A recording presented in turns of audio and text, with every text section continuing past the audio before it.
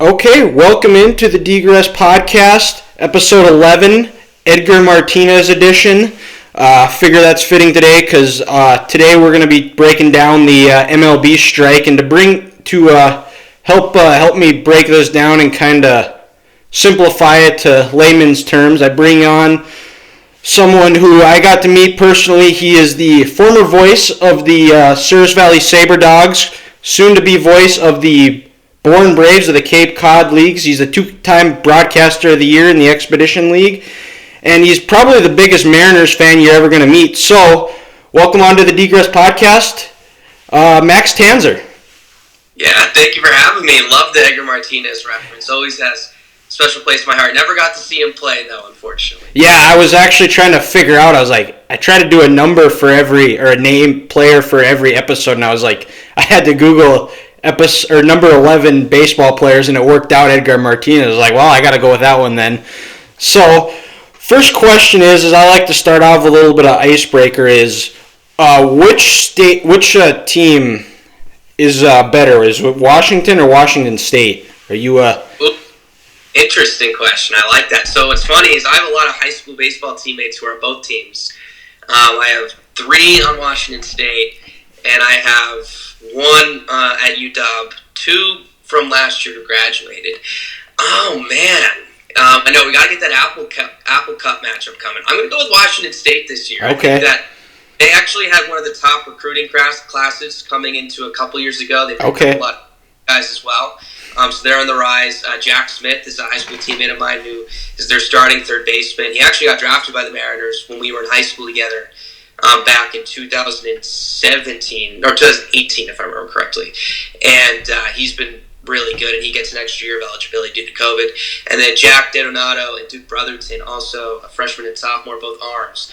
And they're picking up the arms game as well. And then Michael Newstrom, a Sabre Dogs connection as well. He was our assistant coach last year with South Valley, and he actually pitched for Wazoo last year through about 55 innings or so, if I'm remembering correctly. So a lot of connections to that. Well, my mom graduated from there, so I'll go with the Cougs. Okay, all right. Go Cougs. I think I had a cousin that actually graduated from there a while ago, but yeah, I've always been interested in the Apple Cup. That always seems like a fun game, and I think football-wise, Washington State finally broke through, right? Yeah, no, I know. It's been tough for the Cougars for the last 20 years or so. I grew up in the Seattle area, too, so everyone there loves them some Huskies football. And my mom gets a lot of grief for it, but they're finally pushing through. So I'm happy for them. For sure. So, like I said earlier in the intro, that 2 days ago now, it was announced that the MLB and the MLB Players Association couldn't agree on a new CBA, and MLB is said to have offered their best, or make their best proposal. Players turned it down, and it sounds like it wasn't very. If it was the best, it was not very good, and headed to a strike. I think it was announced earlier today as well that they were going to meet informally. The president and the president of the Players Union is going to be meeting there as well. So, Max? What are the big things that the players are fighting over, or MLB and MLB Players Association fighting over right now? What are the kind of the things that's holding this up? Definitely, yeah. It was Dan Halem and Bruce Mayer who met today, I believe, in New York. I don't know how much progress they'll make, but at least they're meeting. But I think the biggest discrepancy has just been on the distribution of money so far. And it's been tough. You hear the millionaires versus billionaires argument all the time. From my view, I think if the players have a little bit more of an argument here than the owners right now. Some of the numbers that have jumped out to me a lot, the average revenue for baseball teams over the last decade has jumped from about $500 million to $1.91 million, which is, I believe, about a 365% increase. And in that same span, the payroll, aka the amount of money that they're paying these players, has jumped from about $90 million to $105 million, which is just about a 15% increase. So I don't think it's necessarily that the players are, quote, quote, greedy, wanting more money, but a lot of it is that they just want a percent of what the owners are making, and the owners are generating a ton of profits and have barely increased the amount that the players are making at all. And two, I understand, I think everyone understands that, baseball players make a lot of money when you look at Mookie Betts, Bryce Harper, Mike forth. But that's the top 1% of the league. I think what a lot of these players are arguing for are the players who, one, spend so much time in the minor leagues making about $8,000 to $10,000 a year, and then come up to the big leagues, and the league minimum is $500,000. And if you're thinking about making that for 5 straight years, 6 straight years, that's a lot of money. But if you come up for a cup of coffee and then you're done, that's it. And a lot of these guys don't even have a college degree, and things get pretty difficult pretty quick. So I think that is those are the types of players that the MLBPA is arguing for right now. And then you can talk about the collective bargaining tax, which I think is a large issue as well, just because the owners want it to be a little bit lower or to keep it at the same height because it's an excuse not to spend money, right? Versus if it's higher, then their window for spending is a little bit larger. It's tough. I'm not going to tell the owners how to spend their money, but what is incredibly frustrating is when they're going to these tables to negotiate, they're essentially proposing the same proposal over again, not sacrificing anything. Meanwhile, the players have been willing to give stuff up. They've been willing to give up the 6 years of control argument. They wanted for Super 2 eligibility for players between 2 and 3 years of service time. They wanted that to increase from 22% to 75% of the top percent of those players. They dropped that down to 35%. So they're willing to negotiate here versus it seems like the owners don't really care and aren't negotiating in good faith. And I think that's what's really created all the problems that have been through the last couple of weeks. Yeah, because I remember hearing things like the owners in their proposal, they'll drop it like at like 12:30 at night, and then they'll sneak things under the rug where these players won't notice it. They're not smart enough to figure that out, and then they basically try to sweep them in. The players figure it out, and then they no, you can't do that. Is that also accurate?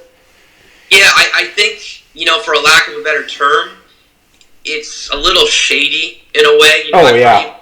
I've heard rumblings that the owners are fine with missing April because they lose money because of attendance and poor weather and so forth. They can play 5 games before they actually have to give regional sports networks their money back or try to prorate those deals.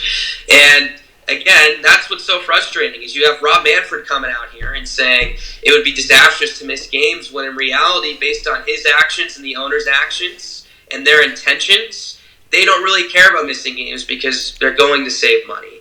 And that's why with Manfred, being a commissioner is a really hard job. What I think a lot of people don't realize is the commissioner's job is to serve the owners. If Manfred doesn't follow what the owners want, then he's going to get voted out. So we can't necessarily criticize him for decisions he's making, but I think we can for the way he carries himself and the way he communicates with the public, and we've seen countless times. Heck of a golf swing. Yeah, exactly. Actually, I don't even know, but the way he's doing, I don't think it's a very good. I don't know how much of a golfer you are, but I play a fair amount of golf when it's nice out here. But it's a horrible golf swing. Actually, I can't believe I even said it was a good one. But and then he refers to the World Series trophy as a piece of metal, and goes up there in the press conference the other day and is laughing and making jokes like. I'm sure he does it hard, but again, baseball's in distress right now. I tweeted out the other day, there's not an adjective to describe how tragic this is for the game right now. Tragic isn't strong enough. The word's not invented yet, I'll tell you. This is terrible. And you have your commissioner, hence the face of the game, at least from the front office standpoint, is out there laughing. He's out there saying it's disastrous to miss games, yet the owners waited 4 months to actually send a proposal out to the players. They waited until the last week to really get going.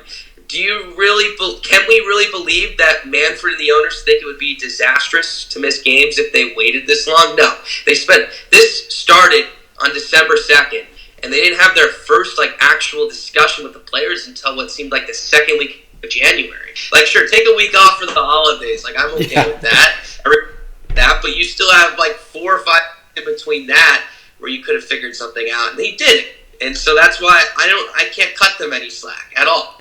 No, yeah, well, and this is the second time where baseball has really had an opportunity to kind of grow the game and really show it off to a younger audience where, in the COVID year where there was nothing going on, no sports were being played, and which is a whole other discussion about COVID and everything, but like when June and everything started kind of opening back up, they should have been negotiating, trying to figure out a way to play because there was nothing going on, and that would have been a great chance to really grow and expand the game because there were other, like the Expedition League, other smaller level leagues were finding a way to play baseball, but baseball always seems to never be able to get out of their own way. No, that's exactly it. They shoot themselves in the foot all the time. And what's even more tragic is you have, a core of players now, and Juan Soto, Vlad Jr., Ronald Acuna Jr., all of these guys, Tatis, who are underneath the age of 25 years old, haven't even hit their prime yet, but have just been so electrifying. Oh, yeah. Standpoint and both statistically on the field, and you're missing that. Look at Mike Trout. I know he also struggles to stay healthy, but he played 30 games last year. We had a 60-game season in 2020. That's 150 to 200 games missed of Mike Trout.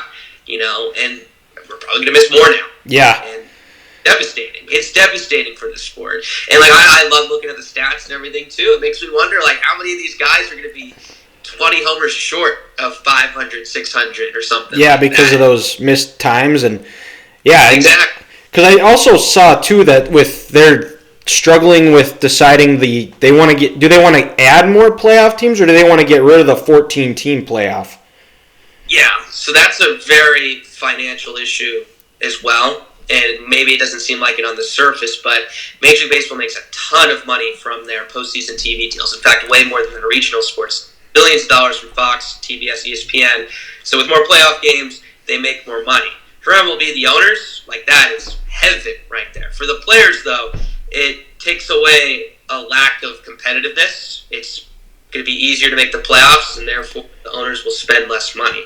And maybe they don't go out and buy an extra player. Guys are maybe stuck in free agency now. Their salaries drop. So that's why the players would rather have 12 teams. I also think just from a competitiveness standpoint, when you play a full season, 14 teams, essentially half the league making it, takes away the importance of what's such a long season.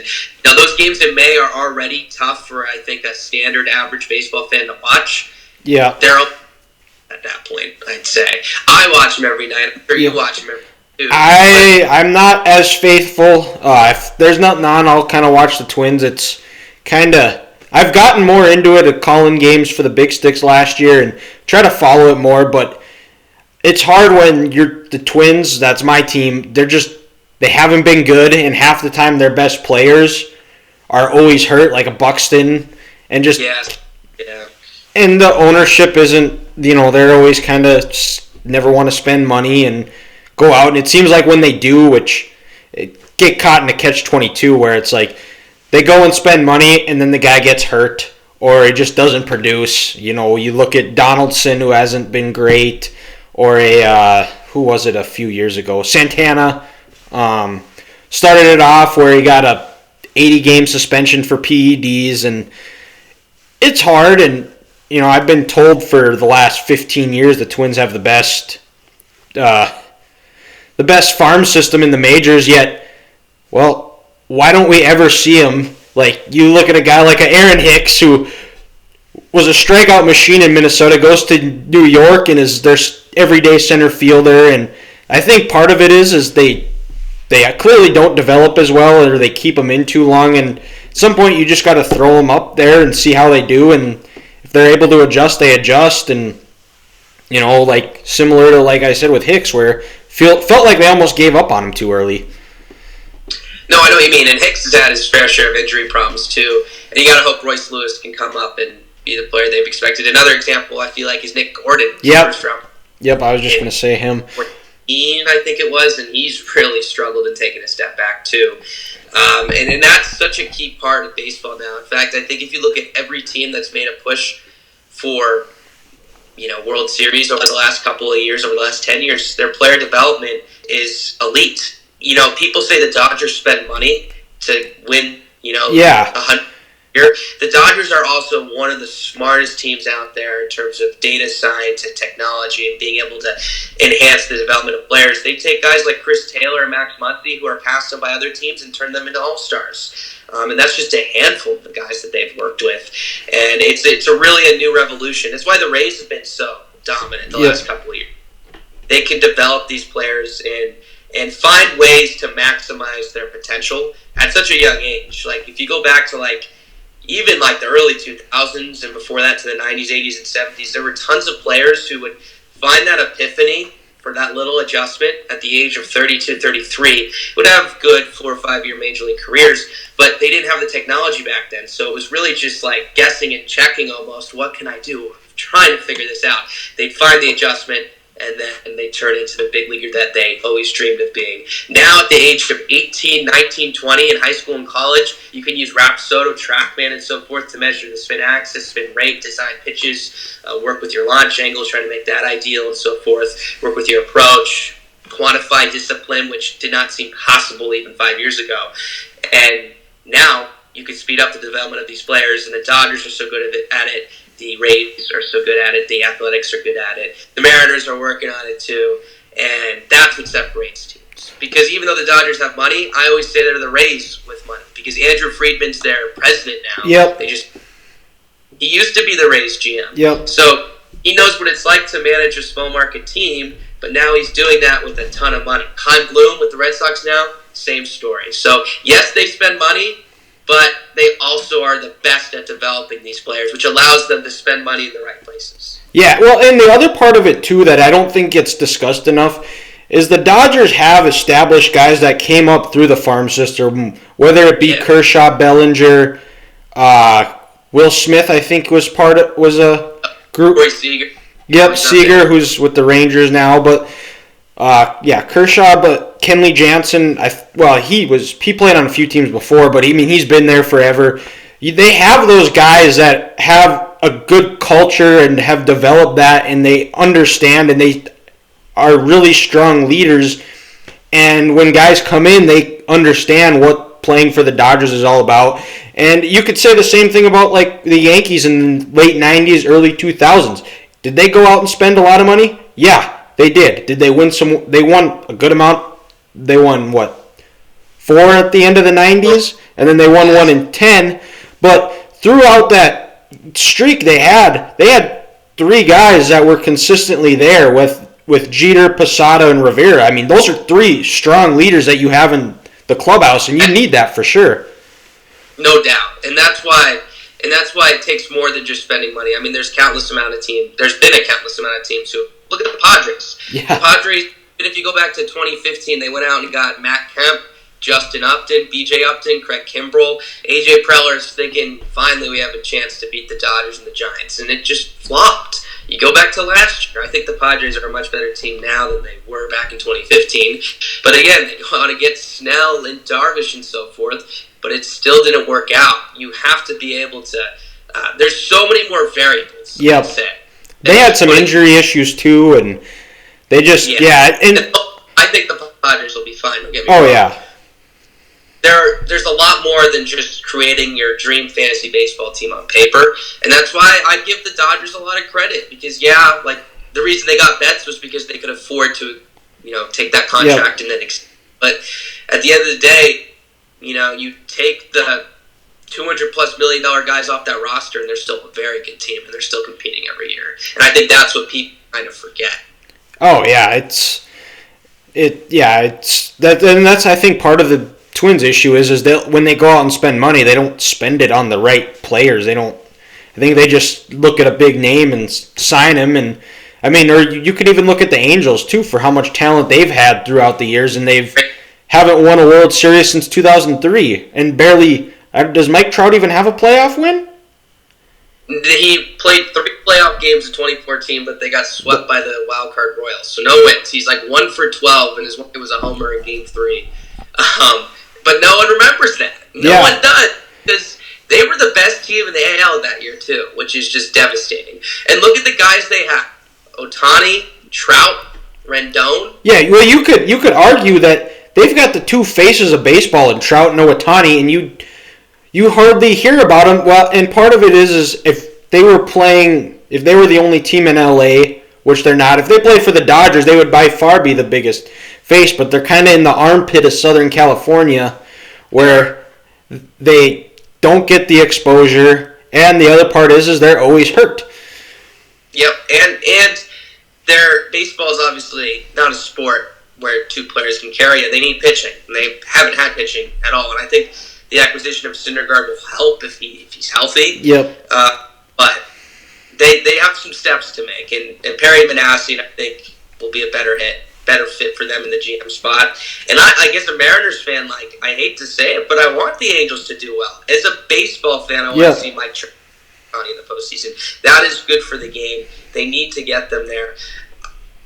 They've just spent a lot of money on 3 players when they have very glaring issues in other facets. And again, I'm not saying you don't need to spend a lot of money on Trout, but I'm talking about Pujols, I'm talking about Upton. Yeah. Rendon, player, but Rendon doesn't fill the need of pitching when they needed pitching so much. And I don't get me wrong, they're going to be a great team with Rendon, but they need to focus on pitching way more. And it seems like the only priority has been bolstering that offense more and more. So if they can even things out a little bit, which I think they have, they spent all of their draft picks last year on pitchers too. So I think the organizational philosophy has changed, which is good. Yeah, I don't know of a team with a bad bullpen winning a World Series. So obviously, I think Joe Maddon's helped kind of stabilize that a little bit with their draft picks and getting them to putting them in a right spot. But they play. Also, another thing too is they play in a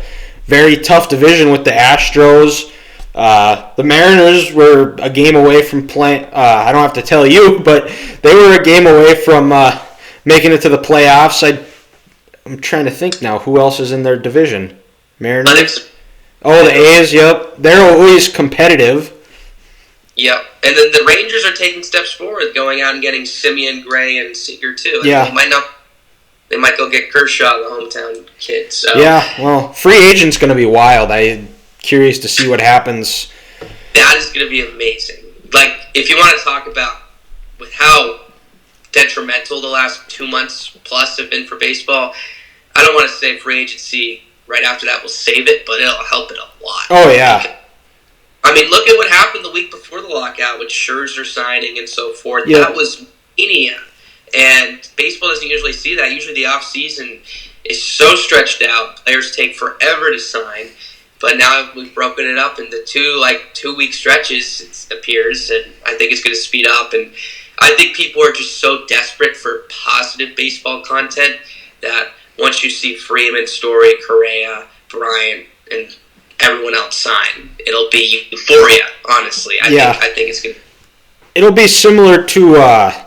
when in 2020 what the NFL had with free agency when COVID hit and there's nothing going on and it was any free agent signing, it was the biggest deal. So hopefully that's what we'll get. Hopefully we can get a deal done, and we might have to have you on once free agency's picked up, and we will have you on with then, and we can discuss free agent signings and do a full season breakdown of teams and go from there. So no doubt about it. We'd be more than happy to.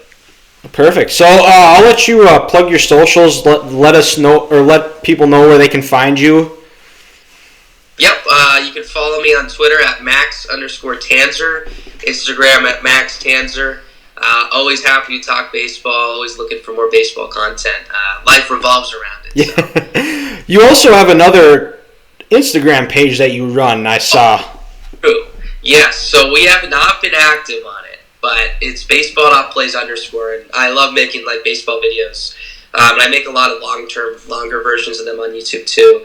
And when we were rolling, my friend James and I, we had about 40,000 followers in high school, but we have not been consistent recently, so we've lost about 10K. But I do try to post on it every once in a while. I do make videos as much as I can.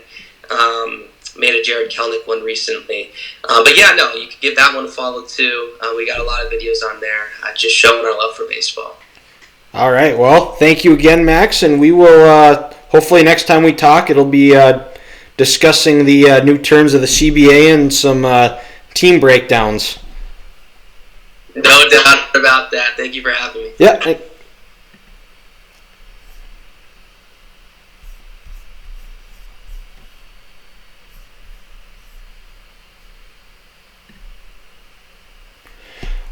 Okay, special thank you to Max Tanzer. Always a fun conversation, able to visit with him this summer. And then had my previous guest had some things come up, so we're going to hopefully get him on next week. Still waiting on a date and time. But as always, thank you for listening. Like, subscribe, leave a review, share. We can be found on iTunes, Spotify, Anchor, or wherever you get your podcasts. We'll also be posting the video version of this as well onto YouTube. Just under search my name, Dylan Gress, or the D Gress Podcast should pop up. That's all I have for this week. Hopefully try to do better next time. And tune in next week. I'm not sure when that's going to be, like I said, but we will post it once it is up, and hopefully be doing a little bit of a conference tournament preview and breakdown of March Madness and teams that are going to be in or out. And we will talk to you next time. Thank you.